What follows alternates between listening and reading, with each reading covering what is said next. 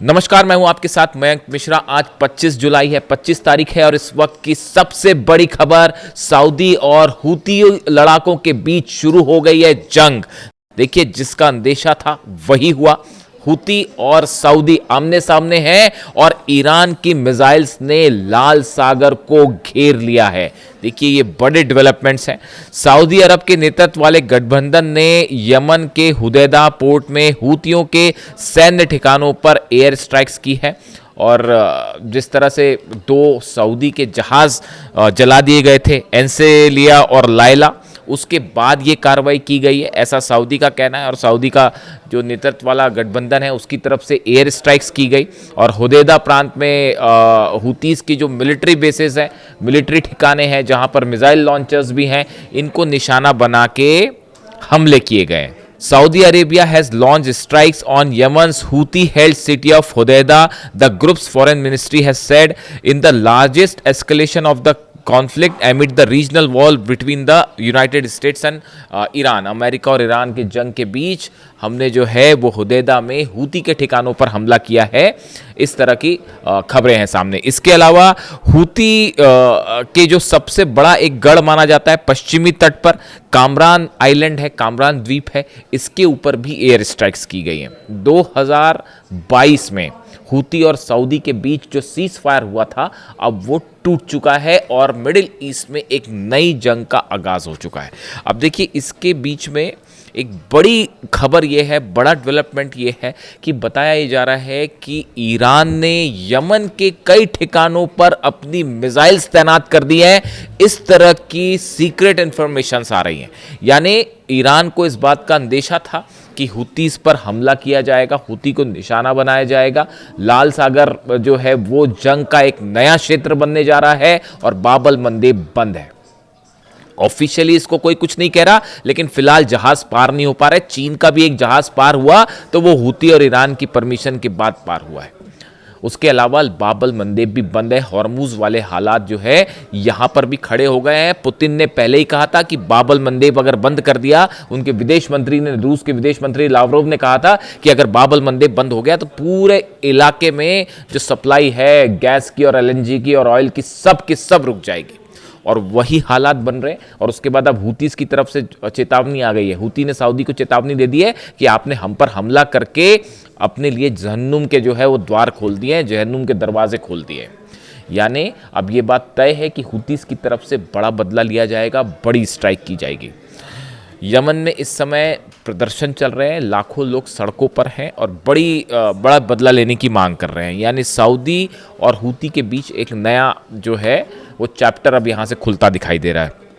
इसके अलावा देखिए, बड़ी अहम खबर जो ये है कि पिछले 24 घंटे के अंदर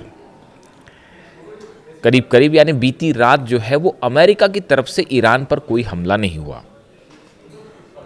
ये बड़ा डेवलपमेंट है और इसकी बड़ी वजह यह है, देखिए, डोनाल्ड ट्रंप की तरफ से एक बार फिर बयान आया है।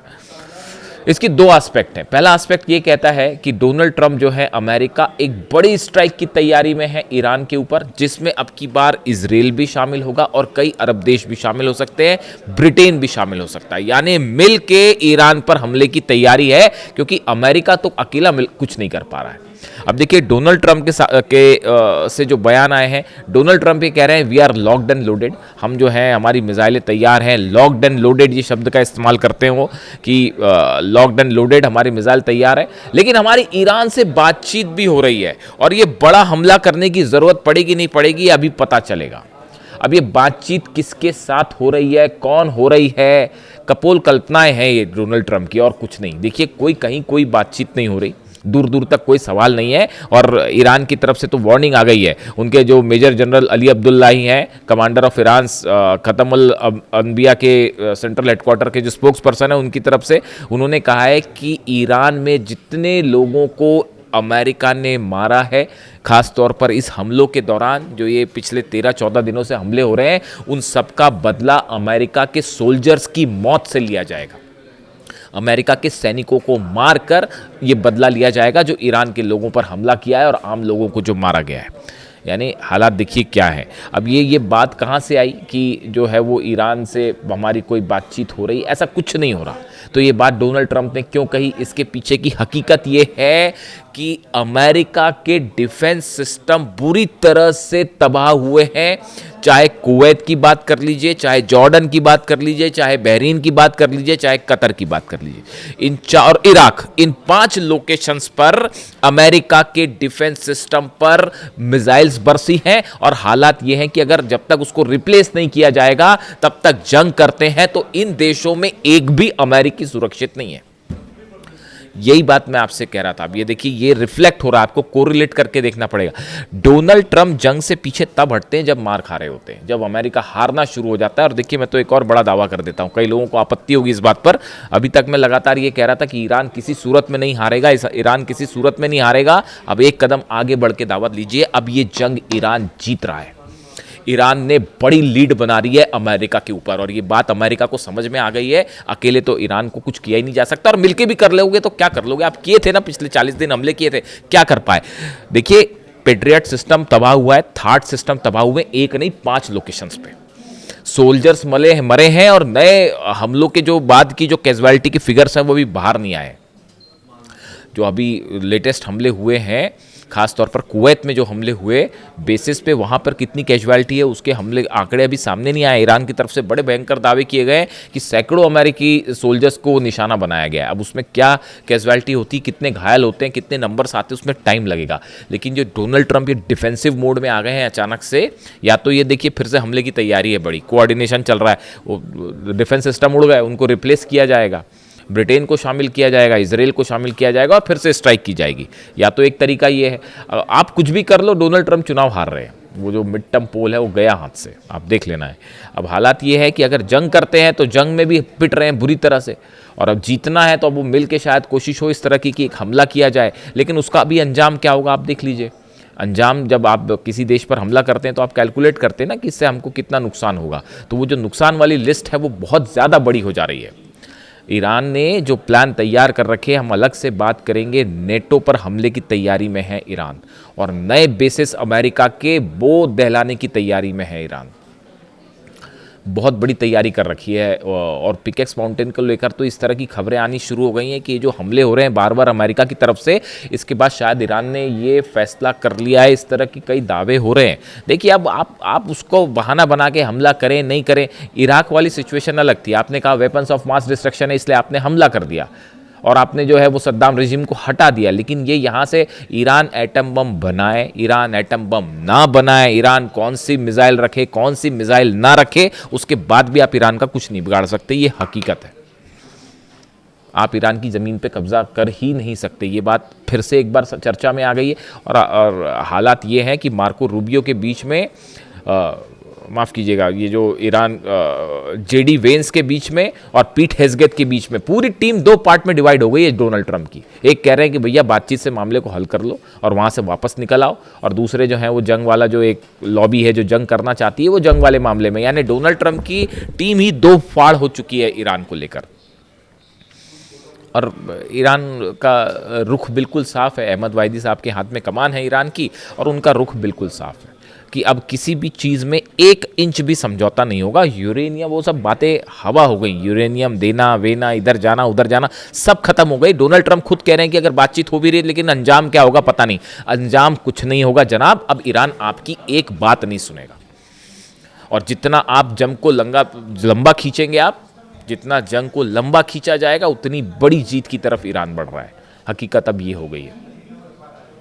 और इस सूरत में जो मुलाकात हुई है, देखिए इसमें ये एक और बड़ा डेवलपमेंट है कि ईरान के विदेश मंत्री अब्बास अराक्ची साहब की लावरोव से और वांग यी से, चीन के विदेश मंत्री से एसयू समिट में जो मुलाकात हुई है, इस मुलाकात में काफ़ी सारी चीज़ों पर डिस्कशंस हुए हैं। जिस तरह से रूस पर हमले किए जा रहे हैं यूक्रेन की तरफ से, वो अमेरिका करवा रहा है हमले, तो सब जानते ही हैं। वहाँ पे वो हमले हो रहे हैं। नतीजा ये है बाबल मंदेब बंद हो गया है। ये जो रूस के, देखिए इनसाइड स्टोरी समझिए आप, हो ये रहा था कि रूस की ऑयल रिफाइनरीज जल रही थी, हमले हो रहे थे यूक्रेन के, अमेरिका और यूरोप के हथियारों से हमले हो रहे थे, रूस की ऑयल रिफाइनरी पे हमले थे, रूस के तेल के कारोबार को रोकने की कोशिश चल रही थी। इधर बाबल मंदेब बंद हो गया और रूस ने धमकी दी थी, विदेश मंत्री ने जो कहा था कि बाबल मंदेब बंद कर देंगे, बाबल मंदेब भी बंद है और हॉर्मुज भी बंद है। इसीलिए कल डोनाल्ड ट्रंप कह रहे थे कि नहीं, हमें तो हॉर्मुज की कोई ज़रूरत नहीं है। इस तरह के बयान आ रहे थे। हकीकत यह है कि अगर ये सिचुएशन कंटिन्यू हो गई लंबे समय तक, उसके बाद क्या करोगे आप? तब तक तो इलेक्शन भी सामने है, नेतन्याहू भी हार रहे हैं इलेक्शन, इस तरह की खबरें भी आनी शुरू हो गई हैं और इस तरह के दावे शुरू हो गए हैं। इजराइल में जो इलेक्शन हो रहे हैं, नेतन्याहू भी हार रहे हैं चुनाव। तो ऐसे में अब हालात ये है कि सऊदी और हुतीज आमने सामने हैं और लाल सागर में जंग का नया चैप्टर खुल गया है। और उसके साथ जो एक बड़ा डेवलपमेंट ये है, वो जो जहाज़ उतरा था ईरान का, जो पहले सना में इंटरनेशनल एयरपोर्ट पर उतरने वाला था और फिर मिसाइल दाग दी गई और उसको उतरने से रोका गया, फिर वो हुदैदा में जाके उतरा प्लेन। उस प्लेन्स में क्या क्या चीज़ें थी और ईरान से क्या क्या मटेरियल, यमन सप्लाई भी हो चुका है साहब, और वो locked and loaded he position में है।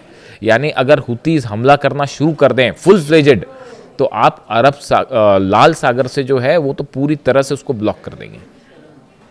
कैसे खोला जाएगा पता नहीं। और सऊदी इस समय कोई भी लंबी जंग करना ही नहीं चाहेगा।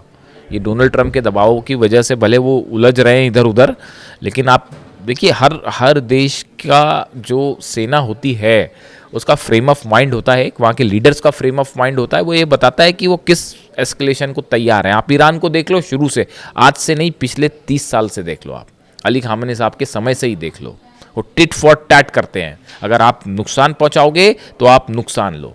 यही बात कही थी ना उन्होंने कुरान की आयतों का जिक्र करके। अली खामेनी साहब के आखिरी संदेशों में से एक संदेश यही था और इसी को गांठ बांध लिया है ईरान की सेना ने कि भाई इसी तरीके से हल हो सकता है कि जो आप पे जैसा हमला कर रहा है उसको वैसा ही जवाब दीजिए।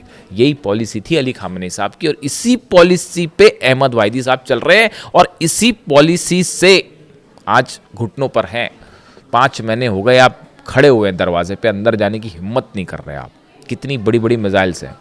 और वो टॉमहॉक वाली जो मैंने कल वीडियो बनाया था आपको कि टॉमहॉक मिसाइल गिरा दी है, उसने सनसनी फैला दी है डिफेंस इंडस्ट्री में। देखिए, एक तो होता है खबरें बनाना, एक जर्नलिज्म इंडस्ट्री होती है कि साहब हमने आपको खबर बताई, आपने अपनी खबरें सुनी। एक पीछे बड़ी लॉबी इंडस्ट्री काम कर रही होती है जो ये समझ रही होती है अरे कौन से देश के पास कौन सा हथियार है, किसका जेट गिर जा रहा है, किसकी मिसाइल गिर जा रही है। तो अगर एक भी F-35 गिर जाता है तो वो इंटरनेशनल मीडिया में कहानी शुरू हो जाती कि अरे ये तो गिर गया प्लेन। वैसी जो है वो टॉमहॉक मिसाइल को ईरान का मार गिराना, और वो मलबा भी दिखा रहे हैं साहब उसका वो रैकेज भी दिखा रहे हैं गिरा हुआ। तो टॉमहॉक मिसाइल को मार गिराना अपने आप में ईरान के लिए बड़ा अचीवमेंट है डिफेंस सिस्टम के लिए। कौन सा डिफेंस सिस्टम है अभी वो चीज़ें साफ नहीं है। ईरान अपने साथ लगातार, देखिए जो दूसरी जंग रही इसमें ईरान ने बड़ा सरप्राइज़ ये दिया कि ईरान ने वो मिसाइल्स का इस्तेमाल किया जिस पर लगातार रिसर्च चल रही थी, उसको एडवांसमेंट किया जा रहा था। मतलब ये जो खबरें थी इस तरह से CIA या मोसाद के पास कि ईरान की मान लीजिए खुर्रमशहर 4 मिसाइल है, तो उनके पास ये जानकारी थी कि ये 2000 से 2200 किलोमीटर तक हमला कर सकती है। वो दाग दी तो वो चली गई 2500 के ऊपर, और पता चला नई रेंज जो है वो खुर्रमशहर 5 पे भी काम शुरू हो गया और हो सकता है वो 5000 किलोमीटर दाग दे। वो ब्रिटेन में तैयारी हो रही है कि इधर से मिसाइल आएगी तो क्या होगा। जो बेसिस से B-1 बॉम्बर्स उड़े हैं जो हमला कर रहे हैं ईरान पर पिछले 14 दिनों से, वो ईरान ने उसको भी रॉयल एयरफोर्स के उस बेस को भी जो है वो निशाने पर ले लिया है। डिएगो गार्सिया भी निशाने पर आ गया है। इस पर चलिए अलग से बात करेंगे, लेकिन अभी हालात ये हैं कि अरब और हूती के बीच में एक नया, सऊदी के बीच में नया चैप्टर खुल गया है और अगले कुछ घंटों में तय हो जाएगा कि ये मामला किस तरह से आगे बढ़ता दिखाई दे रहा है। इससे जुड़ा जो भी अपडेट है आप तक पहुँचाऊँगा। Thank you so much.